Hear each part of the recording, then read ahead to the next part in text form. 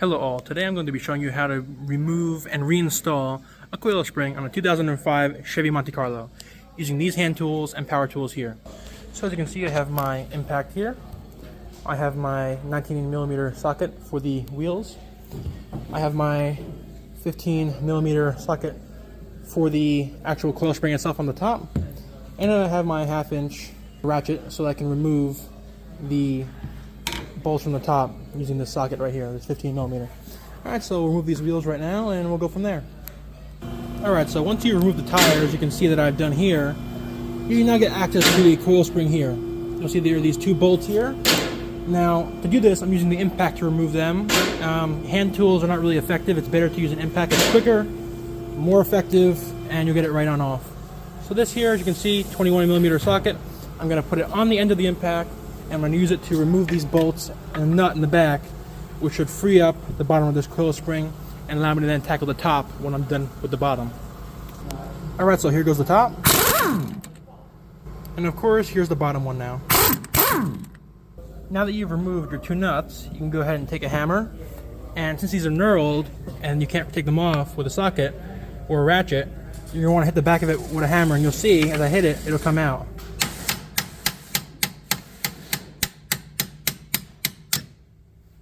Alright, now it's out. So you simply pull it out, and you do that and repeat it for the bottom as well. So now, as you can clearly see what I was talking about, you cannot take these off with a socket. As you can see, some people have tried and you can't, because you can see it has these on the end so that they don't spin. So you hit it out with a hammer and it should come right out. So now you have that. This should be able to come loose as you see it here from the rest of this. And you'll start loosening these up top here to remove it from the top. So now I'll be taking my 1/2 ratchet and my 15mm socket here, and I'll start removing these nuts from the top. So we'll see, we're loosening these, and you want to go around, you want to do it to all of these. So this one will get loosened as well, crack it loose. This one will get loosened as well, right here. I'm going to crack that one loose as well. And then when you're done with that, we can talk about removing the middle one here, as you can see. So as you can see, I've loosened it and it's beginning to slip out of the bottom. So you want to make sure you can have somebody else on the bottom, or keep your hand on the bottom as you're loosening it, so that it doesn't fall down on the ground. You don't damage this or damage any other parts, especially if you're replacing this. Alright, so we'll go ahead and we'll remove this, and I'll show you what it looks like when it's out of the car. Alright, so here it is, nicely removed from the car, as you can see. It's a bit dusty, but that's totally normal. Anyway, as I said, you see the bolt on the top. Now, if you want to remove that, you would need to do it if you want to remove this coil here. But since we're not removing the coil, you keep it on. So that's what I was talking about earlier, removing it, but that'd only be if you want to remove this coil. Of course, since we're not, we're just reinstalling it, we'll just be keeping that on right there. Alright, so let's put this back in the car. Alright, so as you can see, I have it resting on the end of the sway bar here. When you put it back in, you don't want to have it really resting on anything, especially this boot here, because you can puncture that boot, and that's not going to be good because you'll have to replace it. So, see from the top, you want to line up all the bolt holes, and this is very simple because all you have to do is just line it up with this right here, as you can see, and it's right there. But before you do that, of course, you want to line up with the top. So you come from the top here, you should be able to see, as you line it up, it should be very simple. All the bolt holes should be able to line up. So pushing it out from where we already had it, we'll kind of finagle it in here a little bit. Alright, get all these bolt holes all lined up. And there we go. You have it nice and in there. And you'll take one of your bolts and you put it in so it stays in while you're holding it from the bottom. And that way it's nice and secure. You can go ahead and add all the bolts to the top. Alright. Alright, so here we are. So I like leaving these a little bit loose so that you're able to play with it in the bottom here and just put it right on in here. So see what we do is take this, you're gonna press it in there. It's a little bit hard doing with one hand, but you get the idea. And you just push this knuckle right in there, and you see it slides right in. The holes are nice and lined up, as you can see. See right through both of them. And then now you can tighten the top, because now we've already reinstalled it on the knuckle, so there's no more adjusting to do with this. It'll just go right on with these two bolts you can see here. Alright, so let's do that. Alright, so now that you've tightened this, you can work on installing the bolts on the bottom here and putting the nuts to go in them on the back. Now you'll see as you're tightening this actually starts to lift up more and more and more and get closer and closer and closer.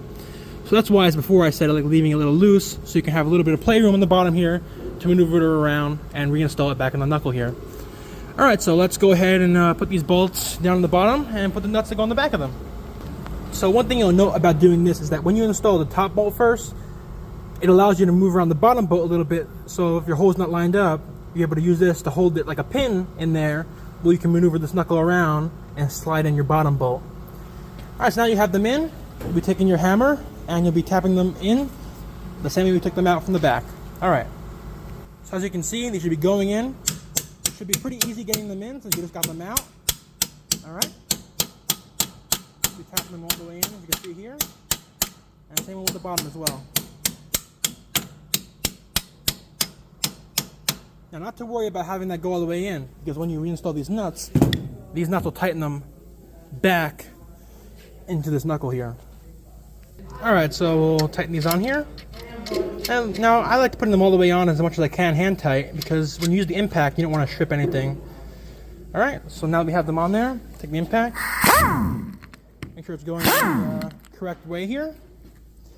And we'll start by doing the bottom one here. You see what I'm talking about?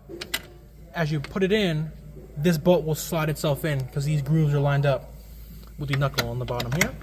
Alright, same thing with the top.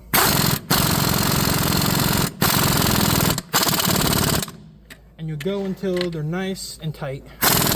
You don't want to see any more spinning on the back of the nut there. Alright, same with the top. And that's it. These are nicely reinstalled, nice and tight. They're not going anywhere.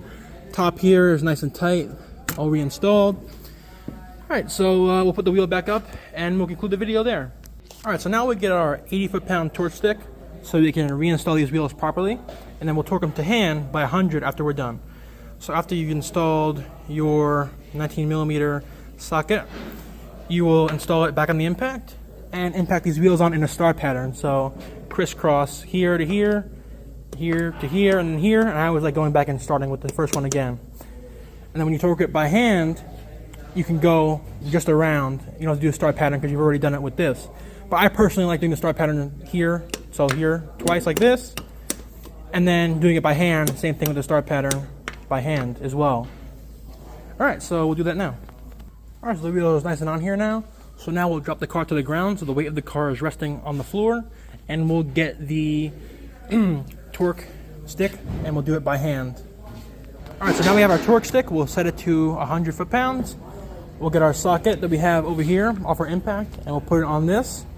And we'll torque them down using a star pattern. Of course, you don't have to. You can do it around because you've already done the star pattern using this. But just to be safe, I always like doing the star pattern a second time by hand. Alright, so let's do that now. Alright, here we go. There you go. You hear that nice click? That means that that is nice and tight to 100 foot-pounds of torque. And you'll go around and do it in the star pattern all the way around again. Or the circle pattern, however you want to do it. Alright, so now that you've done it by hand, you should now zero your torque stick back so that you don't ruin the springs inside. And you can continue to torque wheels for a long time to come. So simply, you'll push this up and you'll be rotating this around like that. And that'll zero this back from where we have it. As you can see, from 100 there, and it'll go all the way back to 0. Alright, so let's do that now. Alright, there you go, nice and back to 0. And from there, we'll be cleaning up all our tools so we can conclude the video. Alright, so that was how to remove and reinstall coil springs from a 2005 Chevy Monte Carlo, or really any car, really.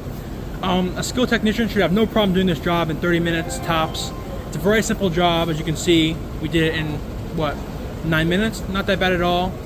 Alright, thank you for watching. Thank you very much. Have a good day.